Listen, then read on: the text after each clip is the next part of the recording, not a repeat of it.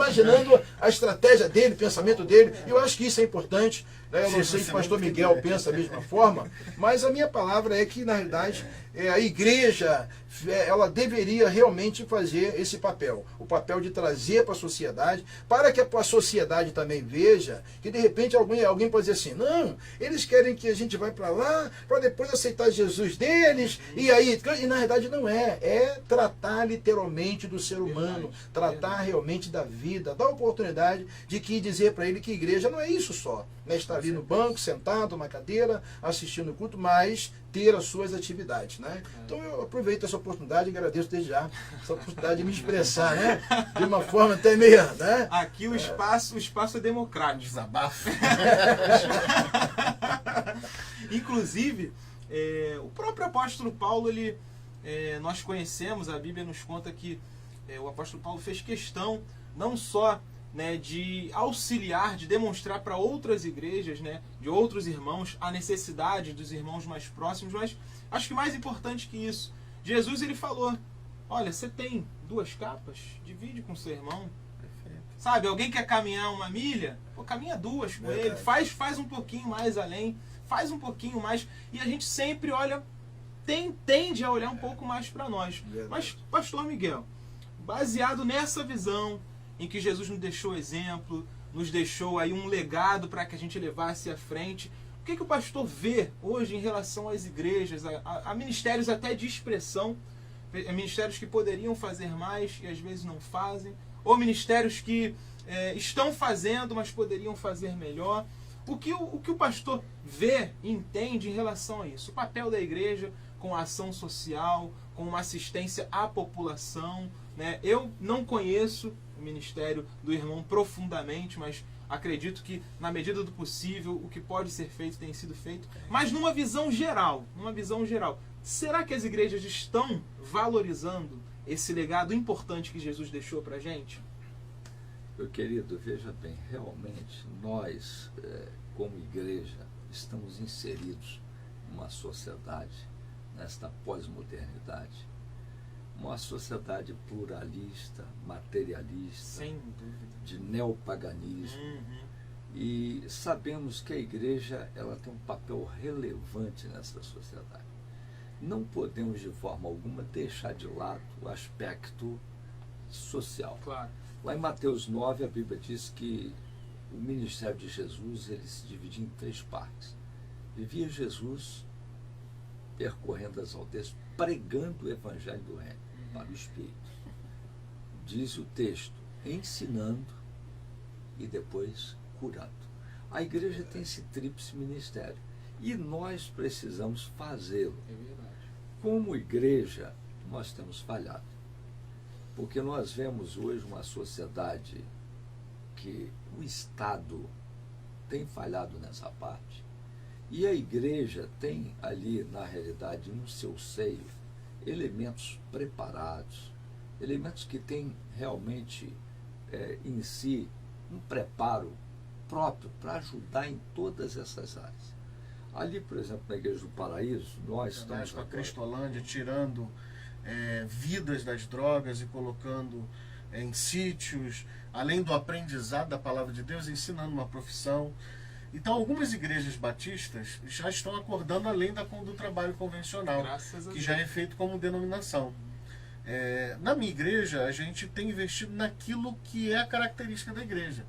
Porque, às vezes, você tem que entender a cultura da igreja. O que você tem de melhor. Então, como eu também vim, apesar hoje de estar fora de forma, eu vim do judô. Eu vim dessa prática esportiva. Então, eu conhecia muita gente. Tem ovelhas. Né? Ovelhas que me abençoam. Hoje, por exemplo, lá é o Joilson, a Érica. A Érica é campeã mundial de jiu-jitsu. Que bênção. Então, eu estou com alguém com o coração na obra. E eles não cobram nada. Então, o que nós fizemos? Para que o povo valorizasse apenas uma pequena taxa.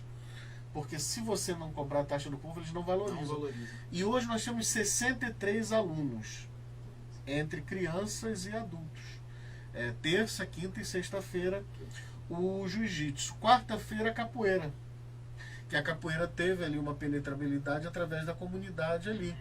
E a Associação de Negritos, já que nem o presidente não é evangélico, mas é um conhecido de uma irmã da nossa igreja muito querida que nos apresentou, e ele abriu o coração.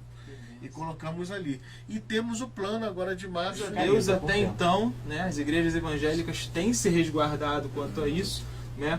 E é importante até para as pessoas que nos assistem agora entenderem que, na verdade, a igreja evangélica, a liderança, os ministérios sérios, né, as pessoas convictas daquilo que vivem e que pregam, estão cientes desse papel, do papel da igreja, do papel do governo, como foi dito aqui pelos pastores. E eu até acredito ser uma boa oportunidade, né, para você que nos assiste aí no seu computador, no seu celular. Nós vamos fazer um breve intervalo agora, vamos retomar no próximo bloco, né, com um assunto aqui também um pouquinho diferente. Vamos fazer algumas outras considerações. E aí você que está aí, você aguarda um pouquinho, acompanha aqui o intervalozinho com a gente. Nós vamos retomar para fazermos mais algumas considerações e nos falamos já já. Em breve a gente volta aí. Aguarde um minutinho. Passa rápido. Mas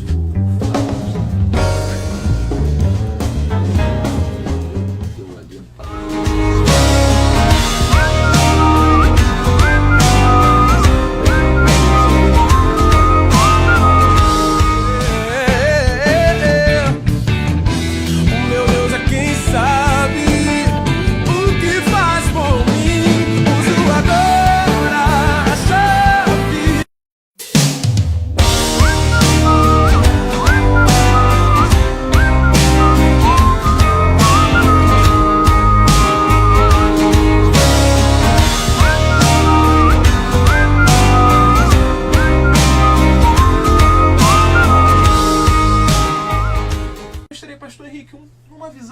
O que o pastor pensa, o que o pastor tem visto e acha que verdadeiramente tem acontecido ou que poderia acontecer em relação a esse tema que nós temos abordado aqui. Eu me sinto assim grato ao Senhor, né, pela essa oportunidade. É uma oportunidade ímpar, né, de estarmos nesta, podemos dizer, manhã, né, de bênção, nesse bate-papo tão agradável, né. Eu entendo ainda de tudo aquilo que foi falado, da questão social, da questão daquilo que a igreja pode fazer, o seu papel, né, que é importante na sociedade, mas eu entendo acima de tudo e sobretudo de que nós, ainda estou com aquela palavra ainda, de que alguns pontos que nós falamos, como o pastor Miguel falou, a respeito da questão de política e igreja, eu também tenho tido esse cuidado muito grande, né, de a gente apresentar, reconhecer a pessoa, mas acima de tudo saber que é dali que saem as bênçãos de Deus, dali que a gente, né, profetizamos. Mas eu ainda estou com aquela palavra, querido, você que está nos ouvindo, que você pode estar de repente ouvindo, mas às vezes só tem coisas negativas. Não, eu acredito na palavra do Senhor que ainda tem 7.000 que não se dobraram, né, diante dessas situações que têm acontecido. Porque tem pessoas que às vezes que estão nos assistindo agora dizendo, não, então acabou tudo, não tem nada, não, queridão. Olha, eu declaro nesta manhã para a sua vida, ainda tem 7.000, ainda tem homens e mulheres que têm o seu papel, têm desenvolvido o seu papel, né, desenvolvido o seu papel no Senado, lá na Câmara dos Vereadores, na Câmara dos Deputados, têm desenvolvido o seu papel.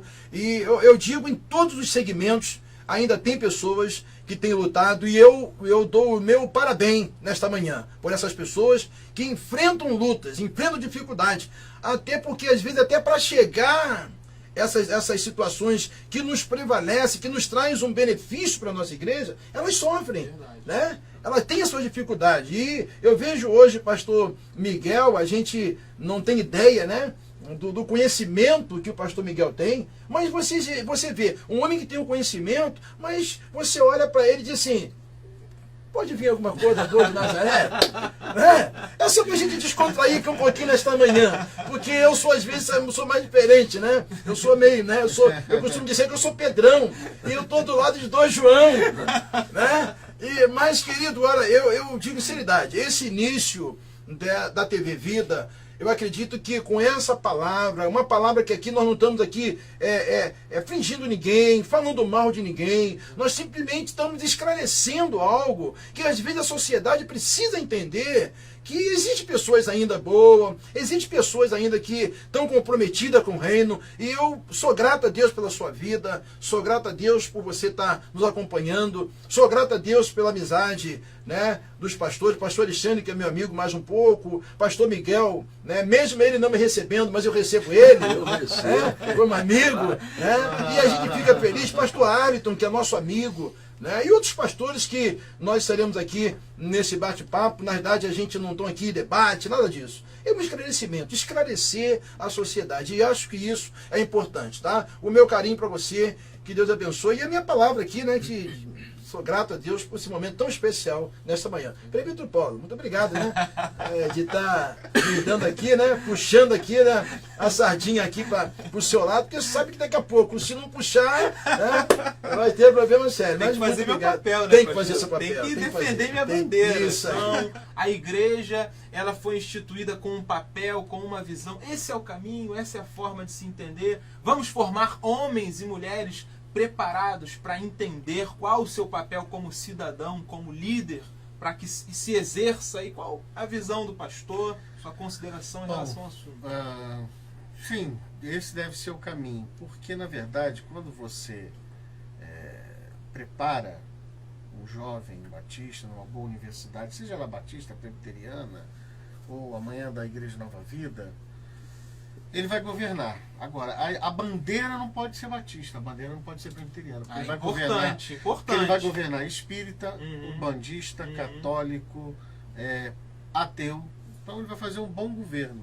Esse é o papel do político, servir ao povo. Verdade. Se ele sair do meio batista para servir o povo, amém. Mas se ele sair não bem educado, ele pode entrar no sistema que existe na corrupção. Eu creio nos bons políticos. Eu creio em bom político católico, eu creio no bom político batista, no bom político presbiteriano. Eu acredito que exista lá a maior parte de pessoas bem intencionadas. Só que às vezes o mal prevalece, né? A voz daqueles que são corrompidos é mais alta e aparece mais do que a voz daqueles que são inocentes e honestos. E com relação ao caminho da igreja, é a proclamação do evangelho, é a educação e a parte social que vai fazer a diferença toda para a igreja de Cristo. Quando eu estou falando igreja de Cristo, todos nós estamos inseridos nesse contexto, né? A igreja de Cristo. E há espaço para isso. E eu espero que esse papo de vida, né, que é TV Vida, esse papo de vida possa amanhã depois trazer novamente o reverendo Miguel, estarmos aqui para falarmos de outros assuntos relevantes, Com porque certeza. é uma das coisas que eu gostaria depois que o pastor, que o presbítero pensasse. Nós falamos de ação social e política, que nós pudéssemos retornar, porque a ação social e política faltou um braço, a ética. É verdade. Inclusive essa ética vai abranger todo o reino, que é uma das coisas que nós precisamos hoje em dia. Mas o caminho é esse. Eu fico feliz, obrigado pela oportunidade, pela participação. Orem por nós, orem por nossa igreja, nosso ministério, pelos ministérios aqui. A gente precisa muito ser coberto pelas orações, porque tudo que fazemos, por tudo que vivemos, o pastor que vive do ministério, eu vivo por Cristo, para Cristo. E faço aí as palavras de Paulo: se eu viver, para mim vai ser lucro, mas se eu morrer, oh glória! Então, viver para o Senhor Jesus e dizer que... tem relação a isso? Meu querido, veja bem, o chanceler Bismarck da Alemanha, ele disse: quem fazer política é como fazer salsicha, quem vê não come. E a gente sabe o que é a Alemanha hoje. É uma potência. Você vê a situação da Alemanha com relação à Grécia.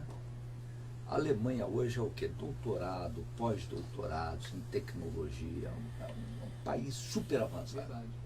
Agora, a gente sabe também que foi o berço da teologia. Hoje, qualquer teólogo vai preparar uma monografia, uma tese, ele sabe, a fonte primária é o alemão. A fonte secundária é o inglês. No Brasil aqui, nós estamos pegando o que está lá aí, importado da América. Agora, uma coisa é clara, a gente sabe que dentro da igreja também nós temos problemas sérios. O apóstolo Paulo, quando escreveu ali aos Efésios, ele disse: surgirão no meio de vós lobos vorazes. Então a gente sabe que ele não disse que vai vir do lado de fora, não, está dentro da igreja. A Igreja Presbiteriana do Brasil, por exemplo, ela tem dentro dela elementos que nós temos que ter cuidado. Temos que ter cuidado. Agora, o trigo está ali misturado com o joio. Quem vai fazer a colheita é o Senhor. Verdade. Agora, infelizmente, a igreja não tem feito muito a sua parte. É lamentável a gente ver, por exemplo, em nosso país, né, essa divisão entre as igrejas. E a Bíblia mostra-nos, e o mundo, né, os filhos das trevas são mais prudentes que os filhos da luz. Você vê hoje, a igreja poderia ter, evangelho poderia ter um canal na TV propagando o genuíno evangelho de Jesus. Verdade. Que é possível, né? Isso é possível. Genuíno. Porque o que nós estamos vendo aí, lamentavelmente, não é o evangelho. E não nos representa. Não nos representa. Nenhum São desses interpretações que a gente tem que considerar esdrúxula. dentro da Bíblia. Um exemplo. Jesus, quando mandou os 70, ele mandou ir pregar o evangelho. E deu a eles uma carta de autorização. Vocês têm aqui poder para expulsar demônio, curar enfermo, ressuscitar morto. E eles foram. Quando eles voltaram, Jesus pediu o relatório. Deus pede relatório. João 17, a oração de Jesus registrada na escritura foi um relatório que ele prestou. Então Jesus pediu um relatório. E Jesus olhou para eles dizendo: Senhor, Satanás, falando como Satanás era expulso, dando supervalorização àqueles milagres. Jesus corrigiu eles. Jesus falou: alegrai-vos, não por isso. Está lá no Evangelho. Alegrai-vos porque os vossos nomes estão escritos. Temos passado ao povo porque prestaremos conta do que temos falado no púlpito. Mas, meu querido, minha querida, o nosso horário ele é avançado. Eu gostaria de agradecer a audiência de você que tem acompanhado conosco esse início desse trabalho abençoado. Um ambiente aqui que, como foi dito, nós estamos promovendo a comunhão. Aqui foi muito bem lembrado pelo pastor Alexandre. Não temos aqui o objetivo de levantar a bandeira, quem é melhor, quem fala mais, quem faz menos, mas aqui o reino de Deus está em primeiro lugar para a glória do nome do Senhor. Né? E aí eu gostaria de agradecer sua audiência, pedir a você que continue participando, vamos continuar divulgando. Aceitamos aí então a sugestão do pastor Alexandre, retornaremos aí com outros temas, espero que os irmãos tenham gostado. Né? Para mim foi de grande valia, e eu gostaria de pedir ao pastor Henrique que pudesse nos elevar em oração, agradecendo a Deus por esse momento que nós vivemos e assim encerrando o nosso trabalho aqui para a glória do Senhor. Eu quero aproveitar a oportunidade e agradecer mais uma vez os nossos amigos, nossos ouvintes, aquelas pessoas que estão dando prazer, agradecer a Deus. Para mim é um privilégio, ter os nossos irmãos. A primeira de muitas, Acredito que nós estaremos trazendo aqui muitos amigos para esse bate-papo. E isso é muito importante, quero agradecer a Deus. A nossa igreja foi falada aqui no início, O pastor Miguel falou da igreja Presbiteriana Paraíso, o pastor Alexandre do Gradinho, e eu, na verdade, sou o pastor da igreja de Nova Vida, em Patronato, Rua Jaime Figueiredo, 903.